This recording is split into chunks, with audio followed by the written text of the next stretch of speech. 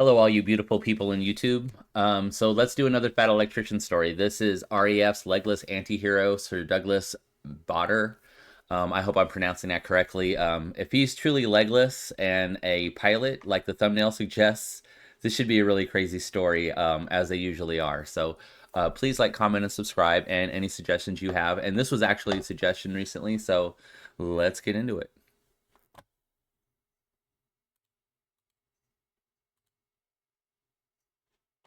You know somebody's an absolute gangster when they're not an American, and I'm still gonna make a video about them.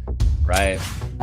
Today we're talking about Sir Douglas Botta, a World War II British RAF fighter pilot ace with at least 22 confirmed kills, and he managed to do all of that as a double amputee with no legs, which I think we can all agree is a pretty impressive feat.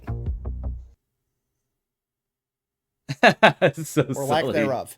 But first, a word from our sponsor, because this video is brought to you by PermaSafe. 1910, World War I was going on when he was a child. His father and his...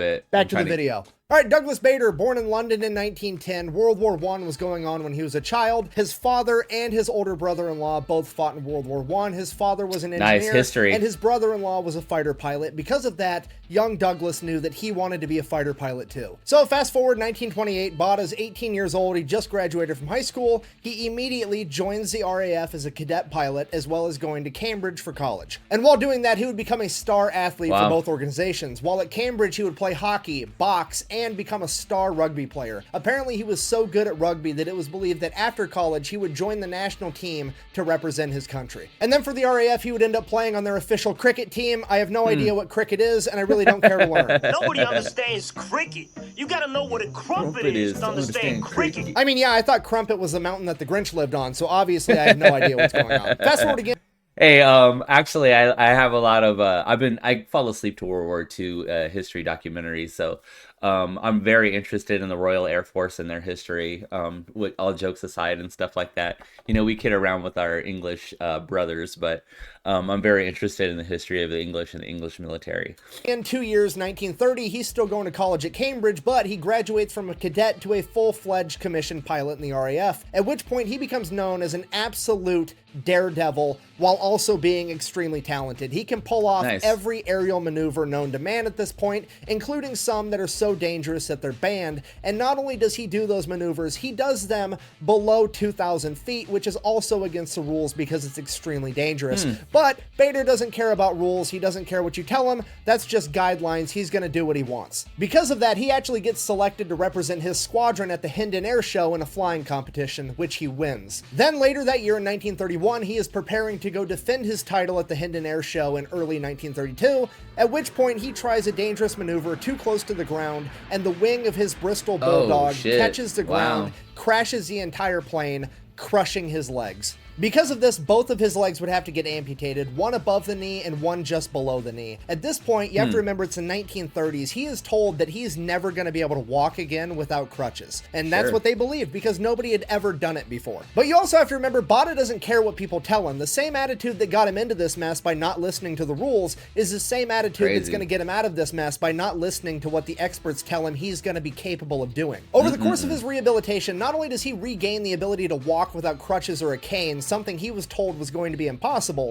he also regains the ability to drive his sports car, golf, and dance, all on dual prosthetics. And he managed to do all of that in 4 months, essentially by himself, because all the experts thought it was impossible. It wasn't like modern day where there's an expert that has a refined process on how to help somebody out in his situation. No, this man blazed the entire path on his own with no background in physical therapy. He just figured it out. So fast forward June 1932, 5 months after losing both of his legs, he shows back up to the RAF like, hey guys, made a full recovery, let's get me up in one of those planes so I can take it for a spin. At which point they tell him, absolutely not, you don't have your legs, we're not going to let you fly. He then argues with the RAF, to which they agree that they're going to let him have a test flight with another pilot, and if he does good, everything should be fine. So that's exactly what they do. He takes the plane up, he does a bunch of maneuvers, he lands the plane, all with the use of his prosthetic legs, no problem whatsoever because he is a phenomenal pilot. He then gets cleared by a medical board saying that he is fit for active duty, and he is reinstated as a pilot. Fast forward 1 year later, April 1933,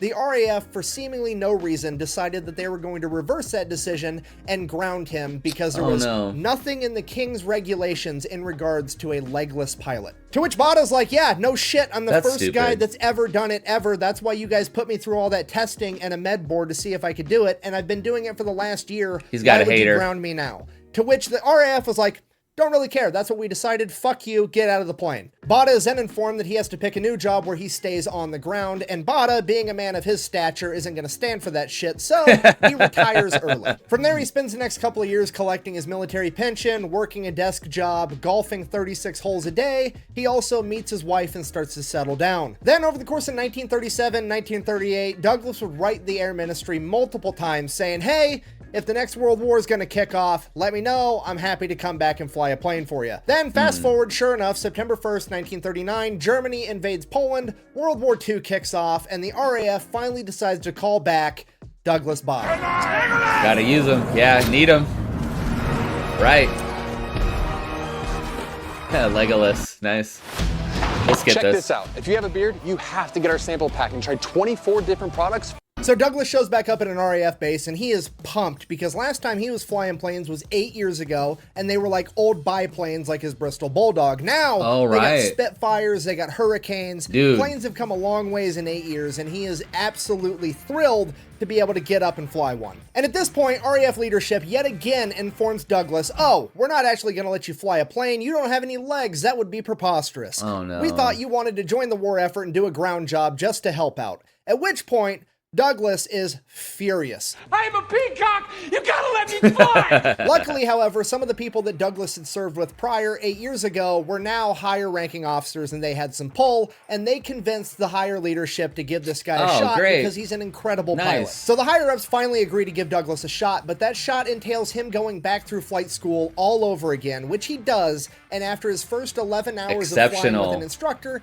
he is finally allowed to take up a plane on his own, and the first thing he does is invert it and fly it upside down at a low altitude right past all the instructors. Basically giving all of the instructors the middle finger. He then peels off and goes and does a bunch of other maneuvers, and you have to realize this is the first time he's been inside of the cockpit of a plane by himself in like a decade. Wow. And last time he was flying a plane solo, it was his Bristol Bulldog, which is a biplane, and now he's flying a Spitfire. This is a huge upgrade, and he's blown away at how incredible this plane handles.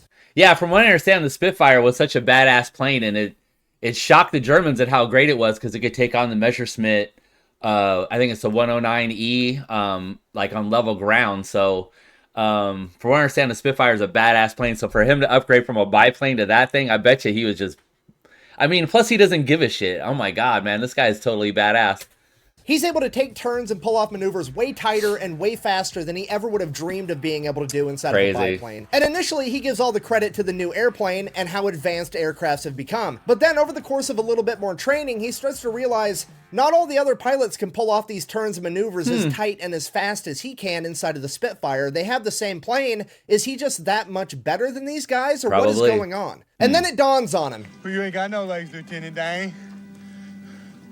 Yes, I know that. He realizes that it's all because of G-force, because when a pilot takes a turn or does a maneuver, they're exposed to G-force, and if they do it too fast or too tight, they're exposed to too much G-force, all the blood in their body rushes down to their legs, and they lose consciousness. Okay, you see where this is going? Doug doesn't have any legs for the blood to rush to. G-force is just Viagra to this guy at this point. Dude is literally the real-life version of Star Fox. Yeah, remember the Nintendo video game? Yeah. You ever notice how Star Fox and everybody in his crew all have metal legs? According to the internet lore, it's because they all had their legs amputated to resist G-force more.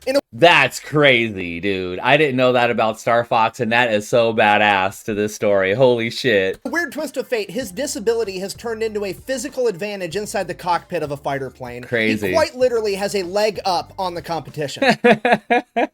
And because of this, a lot of other fighter pilots and high-ranking officers in the RAF start to not like Bada because they claim that he's arrogant and difficult to work with, because here he is getting told he's never going to walk again. Not only does he walk again, he learns how to golf, he he learns how to drive a car, and now here he is out piloting most of them. What an arrogant prick. Luckily, Doug doesn't really give a shit. He's not here to make friends, he's here to win a war, and that's exactly what he sets about doing. His first combat mission is over the skies of Dunkirk during Operation Dynamo. If you don't know, this is the operation where they had to evacuate the entire British military from Dunkirk. Yes, this is what the movie Dunkirk is about. If you don't know, basically when Germany took over France using their new Blitzkrieg tactic, they took over France so fast that the British army couldn't even get a foothold inside of France to start fighting back. The entire military was caught and surrounded in the city of Dunkirk, and they had to evacuate their entire army. They got most of them out though, so it was good. And Douglas Bader was in the skies over Dunkirk in a Spitfire, running defense for these guys while they got evacuated. During this time, Bader claimed to have shot down 5 German Messerschmitt Bf-109s, but he is only officially credited with shooting down 1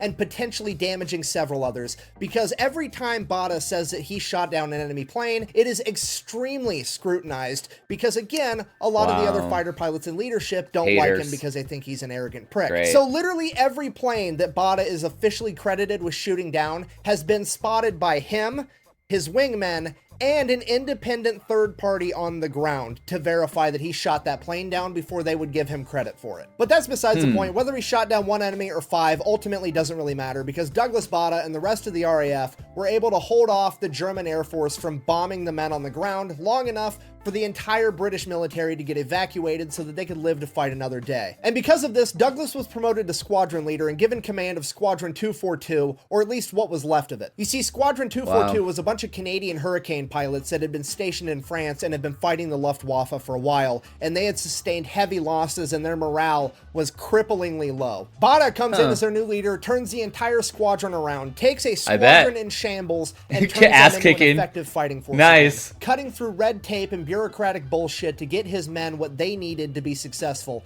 And because of this, even more of his peers and the chain of command starts to like him less, because he is sticking up for his subordinates. And to me, this is the most important part of the entire story, because as this story continues to go on, you're going to notice that the more successful this man becomes, the more and more some people tend to not like him and try to trash his reputation. I have watched countless interviews of other people talking about their relationship with Douglas Bader when he was alive, and all of their opinions can be summed up into one of two. Opinion number 1, he is a literal superhero. Opinion number 2, he was an arrogant prick, but even I can't deny he was a good fighter pilot. And oddly enough, all of the people that thought he was an arrogant prick were fighter pilots that were in an adjacent unit, or leaders that were in an adjacent unit, not his unit, because his chain of command absolutely loved him, and all of the men that served underneath him also absolutely loved him. To give you an idea of how highly his men thought of him, one of the pilots that served underneath him, Sir Alan Smith, later in life said in an interview about the time that Douglas Bader made him second in command for a mission, "It felt like God had told me to come up and keep an eye on heaven for him." Which to me says everything, because I think how you're perceived by your subordinates is a far better metric of your character than how you are seen by the people competing against you for a promotion.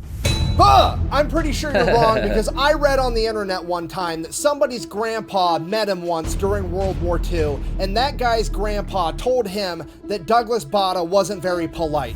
Jesus Christ. Okay, first of all, word of mouth 4 degrees removed is not a reputable source, so I don't really care. Second of all, even if that was true, let's put it into perspective. Your grandpa met the guy while he was in World War II. Okay, so at this point in time, Douglas Bader is literally a legless man in the biggest ass-kicking contest the world has ever seen, and he's winning, okay? The guy's probably got a lot on his plate. It wouldn't surprise me if he was a little stressed out and maybe angry sometimes, okay? Shit happens. Get over it. You know what? I'm sorry. I'm getting sidetracked. It just really, really annoys me when people that have never met somebody go out of their way to shit on their legacy for doing something incredible because it makes them feel better about themselves. Anyways, moving on. All right, fast forward July 1940. Douglas and Squadron 242 are going to partake in the defense of Great Britain during the Battle of Britain, which, if you don't know, is a period in time between July and October of 1940 where the Germans essentially tried to bomb Great Britain every single day. During this time, Squadron 242 is credited with shooting down 62 enemies and only having 4 of their own shot down. Of those 62 enemies that were shot down, 4 of them were shot down by Douglas Bader. This would bring his career total to 5, officially making him an ace fighter pilot. Because of this, news outlets pick up the story and they begin to portray Douglas as the hero of the Battle of Great Britain, essentially using him for pure propaganda. Like, hey, check this out. Great Britain has a legless fighter ace, and he is helping to win the war against the Nazis. We literally have a legless man beating you guys in an ass-kicking contest. What's up? Getting all your daily nutrients is hard work, but nutrition gaps in your diet are inevitable. So now Douglas is getting all this attention. He's being used for effective propaganda, which is great, but it also serves to drive the divide even further between him and the other fighter pilots that already didn't like him. Because now they're jealous that he's getting a bunch of attention for doing just as well as a lot of them did. And if that wasn't bad enough, he's now also on the shit list of the really high-ranking officers in the RAF because he had the audacity to back up his boss and friend, Lee Mallory. Basically, the standard operating procedure for the RAF during the defense of Britain was kind of like aerial guerrilla tactics. As soon as they identified an incoming bombing run, they would scramble a small group of RAF fighters that would go up and utilize hit-and-run tactics to shoot down the bombers. Lee Mallory, on the other hand, thought that they should respond with overwhelming force in a strategy that he referred to as the Big Wing. And this was essentially taking somewhere between 3 and 5 squadrons in one giant formation, like 50 to 70 fighter planes all at once, and running right towards the bombing runs. And Douglas agreed that this was a good strategy, and he was a huge proponent of it. Ultimately, throughout the Battle of Britain, the Big Wing was only used 5 times.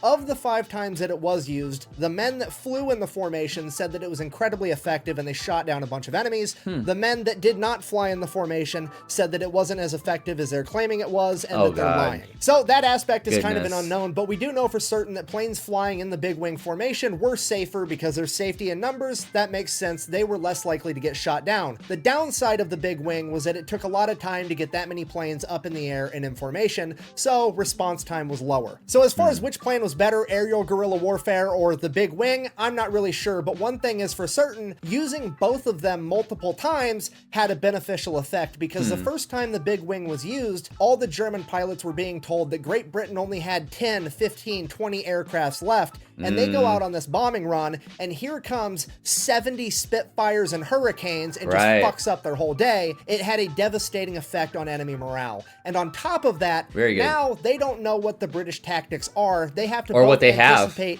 being attacked with overwhelming numbers and being attacked with a small, fast, responsive hit-and-run force, which made it very difficult for the Germans to plan their attacks because now they had to plan for both overwhelming numbers and a fast, responsive force. So yeah, in addition to his newfound fame, people are also upset that he had the audacity to have an opinion of how to conduct aerial warfare, even though he's an ace fighter pilot, presumably an expert in aerial warfare, but whatever. Regardless, Douglas ends up getting a promotion to wing commander, and he is now in charge of 3 squadrons instead of 1. So then, from late 1940 to August of 1941, Douglas and his men take the fight to the Germans, flying hundreds of missions, shooting down a ton of Germans. Douglas himself shoots down an additional 17, bringing his career total to 22, 6 probables, and a bunch more shared. But on August 9th, 1941, Douglas Bader would fly his last mission ever when he would collide in mid-air with a German Messerschmitt Bf-109. Somehow Douglas survives the initial impact, but his plane is absolutely going down, so he quickly opens the canopy and goes to climb out of the plane, but the impact has crushed one of his prosthetic legs inside the cockpit, and he can't get out. So he's pulling on it, he's desperately trying to get out of his plane, and time is running out. He only has a few seconds left, and he says,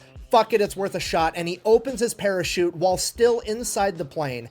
His parachute catches wind and rips him out of his prosthetic and out of the cockpit. He then attempts to evade German capture, hopping around on a single prosthetic leg. He is eventually captured and becomes a prisoner of war. Okay, now to be fair, technically we don't know for sure that it was a mid-air collision that he was involved in because his plane was never recovered, and like I said, everything Douglas reports back is extremely scrutinized because leadership doesn't like him. And they came to the conclusion that Douglas made up the mid-air collision story because he didn't want to have to admit that he was shot down and bested by a German pilot.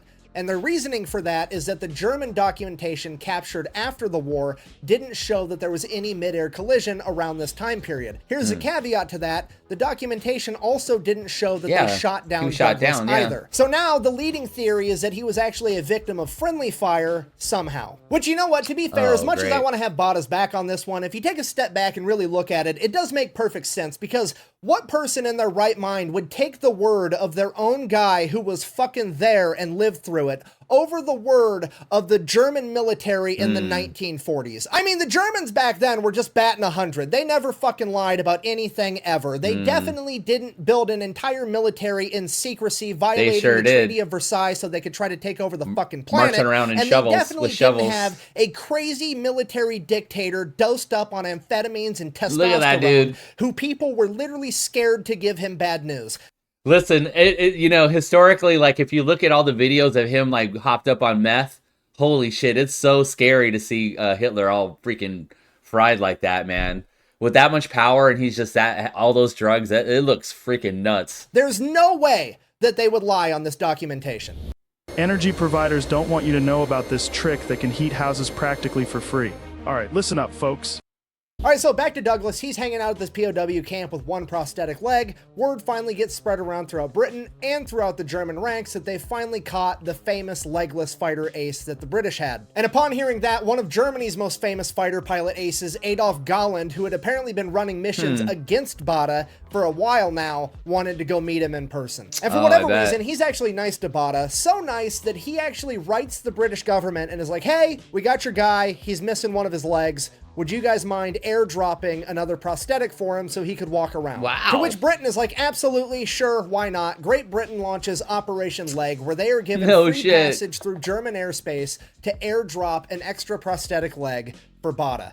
And then after dropping the leg, they kept going and bombed the local power plant. Okay, look, if you're not cheating, you're not trying. You don't like it? Don't try to take over the entire world. I don't know what else to tell you. So now that Bada's got both his legs, he decides it is going to be his personal mission to be the biggest pain in the ass humanly possible. He is going to constantly try to escape the POW camp, and he is going to fuck with the guards every chance he gets, or as he calls it, goon baiting. One of his first attempts at escape, he's on like the third story of a hospital, so he takes all the bed sheets he can find, ties them together in a rope, just like you see in the movies, ties it to the radiator in the room, throws the rope out the window, but the rope isn't long enough. And he's looking around, he's like, shit, what else can I use? There's a guy in a coma that he's sharing the room with. So he ties the rope to that guy's bed frame and pushes the guy in the coma bed over to the window to get it close enough to the ground. He rappels down to the ground and runs off, but the Germans catch him again. Then after he gets out of the hospital, he goes to a normal POW camp where he tries to Andy Dufresne his way out. He tries to dig a tunnel out of the POW camp using his prosthetic leg as a shovel and taking all the excess dirt that he has, putting it inside of his prosthetic leg and walking a ways with it before falling down to dump out all the excess dirt so they never see any big dirt piles. But eventually that plan gets busted too, and then in August of 1942, after a year in captivity, he finally makes it out of the POW camp. He escapes, and he's gone for like 36 hours. They put out a nationwide manhunt. They're getting posters ready. They are absolutely gonna find this guy. They were getting their ass kicked by him in aerial combat. There is no way that these guys are gonna admit that a man with no legs was able to escape their POW camp. Eventually, they do end up tracking him down, take him back into custody, at which point they decide they're going to send him to Colditz Castle, which is believed to be an inescapable prison, which is apparently where he has to go because they are absolutely not going to let the guy with no legs get away. And that is where he would remain until 1945 when the U.S. Army liberated him and returned him home. From there, he would receive a hero's welcome, retire from the RAF, and then a movie would be made about his life called Reach for the Sky. It is considered to be a classic piece of British film, and it made him one of the most famous men on the planet at this point in time. He then decided that he was going to use all of his newfound fame to put out the message that it was still possible to accomplish things after a horrific injury and becoming disabled. And he became one of, if not the biggest advocate for disabled people on the planet. For this service to the world, he would end up getting knighted by the Queen and officially become Sir Douglas Bada. He would then continue to travel and give talks and advocate for the rest of his life until passing away at the age of 72 on September 5th, 1982. Wow, he's a real hero. One of those talks that he gave is actually my favorite part of this entire story because it really captures how much of an anti-hero Douglas Bada really was. He was giving a speech at an all-girls school telling his incredible story about being a pilot during World War II.